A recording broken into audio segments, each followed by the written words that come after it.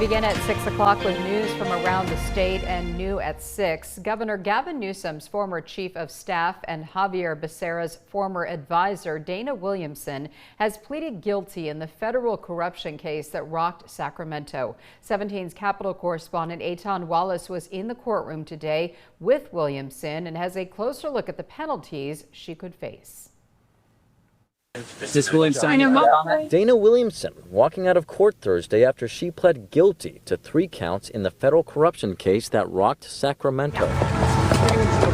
Williamson, a longtime political consultant who served as chief of staff to Governor Gavin Newsom from 2022 to 2024, was accused of conspiring to fraudulently divert $225,000 from a dormant campaign account belonging to former U.S. Health and Human Services Secretary and former California Attorney General Javier Becerra, and then working with lobbyist Greg Campbell to help funnel that money to Becerra's former chief of staff, Sean McCluskey. Mr. McCluskey, any comment? McCluskey and Campbell previously pled guilty in the case, and as of Thursday morning, so has Williamson.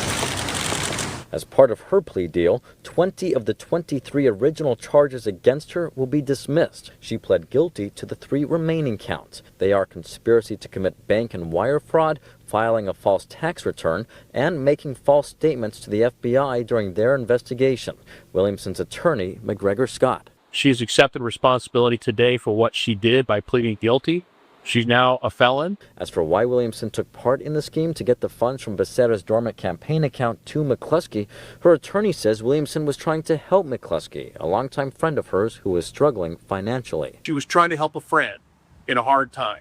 Mr. McCluskey was living on a government salary. His wife was home with the kids. They didn't have enough money. And that's where this all originated. And she was simply trying to help a friend in a pinch as best she could. Becerra, now one of the leading Democrats in the race for governor, has not been charged in the case and maintains he knew nothing about the scheme.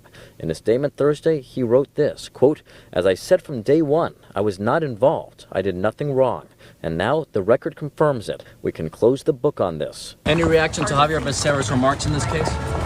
Governor Newsom, also not implicated in the case, said he too knew nothing of the scheme. He reacted to the plea deal Thursday. It's hard. I just think of her daughter, but also mindful of accountability.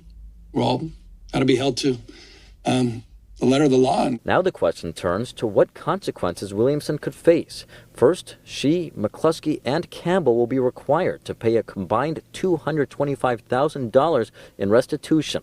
Williamson could also face more than $1 million in fines. And under federal sentencing guidelines, she could be sentenced to a range between 2.5 and 3 years in prison. However, her attorney says he will ask the judge to allow Williamson to serve her sentence in home confinement instead of jail. McGeorge School of Law adjunct professor Chris McCaley, who is not involved in the case, says by accepting a plea deal instead of taking the case to trial, Williamson likely avoided a much harsher sentence. Oh, of course, it could be far worse because remember, she would be ultimately tried on all 23 counts as opposed to the 3 that she's pleading guilty of.